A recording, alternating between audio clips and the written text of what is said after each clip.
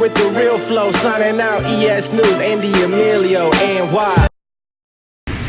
If he would have stayed winning, then maybe there would have been an opportunity for him to legitimately duck me or not duck me. But like I said, man, you know, that's why I don't really like talking about what ifs in boxing, because all that matters is what is what, not what is not. You know what I mean? I gotta ask because he just walked by, but he's been kind of campaigning for a Conor McGregor fight. Like, he's retiring boxing, but you know he wants that Conor McGregor fight hard, and they're going at it on Twitter. What do you think of that? Yeah, if Conor McGregor comes back, it should be against Paulie Malignaggi. You know what I mean? He don't really need to be against any other form of boxer. You know, I said it in a different interview. You know, he brought Paulie in for camp, right? And he made Paulie do 12 rounds.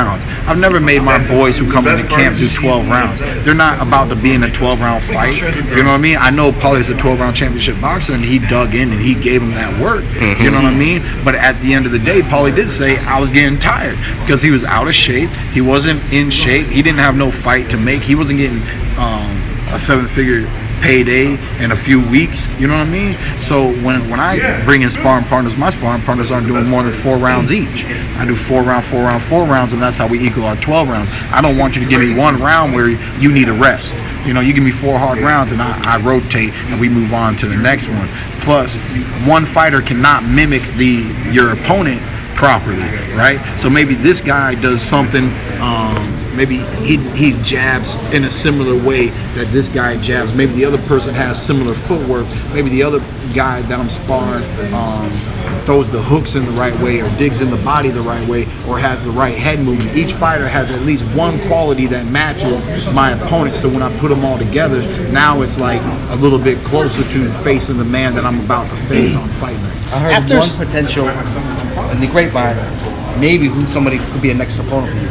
That's the former champion Jesse Vargas. Have you heard that name at all, or is that out of thin blue air? I haven't heard no name, so you can just keep pulling out as many grapes as you want at that grapevine. But yeah, Keith, stories. Back to Paulie. I don't mean to ask you again, but kind of off what he was saying. After you saw Conor in the ring with Floyd, what do you think his chances would be against Paulie? You know, at this point in Paulie's career.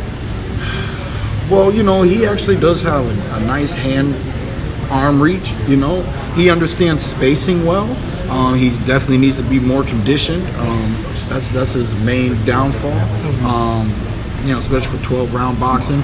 Or, you know, if he fought Paulie, they can negotiate a 10-round boxing match. You know, maybe Conor's going to be too prideful, and Paulie too. They make it 12 and almost in the same aspect that they did with Floyd.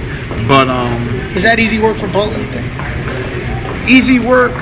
You know, no, it's not easy work. You know, but if he's in shape and McGregor doesn't learn anything from the boxing lesson he got, then it could possibly be easy work, because by what round did the fight get stopped in? 10. The 10th? Yeah. Yeah, my sister could have whooped his ass in the 10th round. I'm just saying, almost anybody can whoop his ass in the 10th round.